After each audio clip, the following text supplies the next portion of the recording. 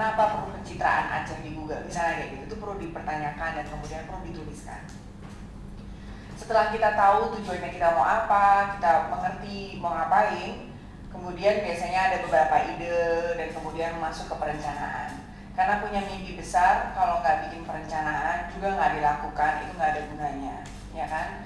Bedanya orang sukses sama orang nggak sukses kan, bedanya adalah kalau orang nggak sukses itu saya mimpi, kalau di Jakarta ya, karena saya banyak dengar, saya mimpi kalau anak muda nih sambil ngerokok terus di jam kerja gitu, dia bilang saya mimpi saya punya istri cantik, punya rumah bagus, mobil keren gitu, tapi dia nggak kerja gitu. Tapi dia juga nggak belajar, dia nggak ke kampus, padahal dia punya akses untuk ke kampus, dia nggak sekolah gitu, tapi dia punya mimpi yang begitu besar, tapi dia sebenarnya juga tidak punya perencanaan atas hidupnya. Jadi mimpi besar itu sebaiknya juga diturunkan di sebuah perencanaan lalu dikerjakan. Jadi nggak ada gunanya juga kalau kita punya mimpi besar. Seringkali di kerja development ini, kerja pembangunan ini, seringkali kita punya banyak mimpi besar, punya perencanaan yang luar biasa keren, tapi kemudian tidak bisa dijalankan.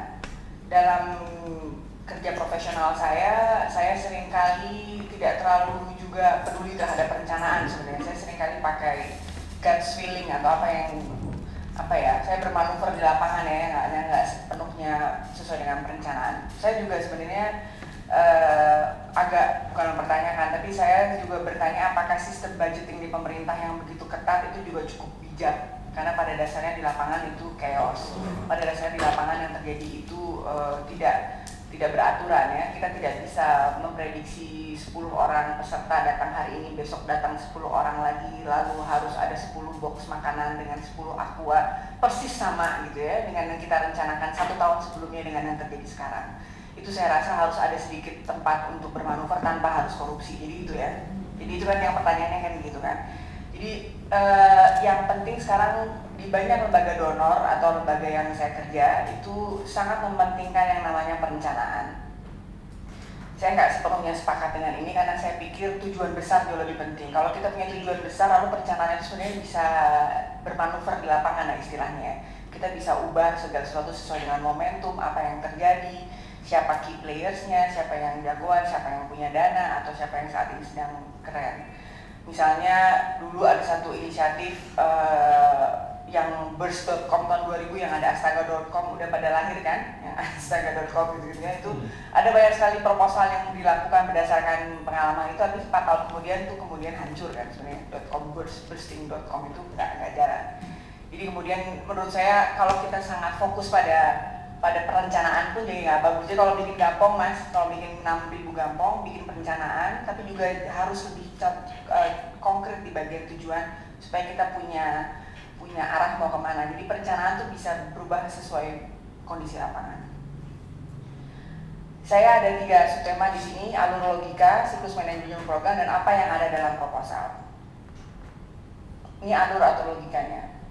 Jadi tantangan atau problem biasanya ya bisa dimulai dari problem kalau memang senangnya problem, bisa dimulai dari mimpi kalau memang maunya mimpi, terserah. Kalau dari Aceh kayaknya mimpi ya dimulainya ya, itu kan seperti Bill Gates mau mimpi ingin semua orang punya PC di komputer di masing-masing rumah, itu bisa. Kemudian ada rangkaian aktivitas, lagi kemudian output yang segera dihasilkan, outcome, dampak dari kegiatan dan impact jangka panjang. Saya mau bagikan ini, tapi saya punya 10 kopi. Nah, saya ambil sendiri. 1, 2 ya.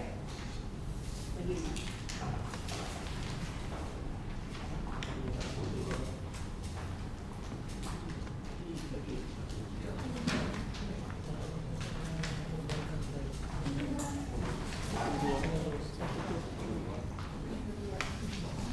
Berdua nanti. Habis kita Oke.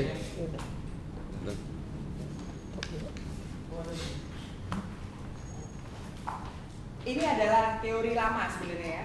Jadi udah pada pegang kan? Ya, udah. Maaf bahasa Inggris karena memang ya ini dapat kopian gratis. Tapi ini menunjukkan apa yang mau kita lakukan. Ada yang bisa membantu baca nggak ke saya? Siapa dari Ibu Mbak? Dari awal. Ada analisa mengatakan ini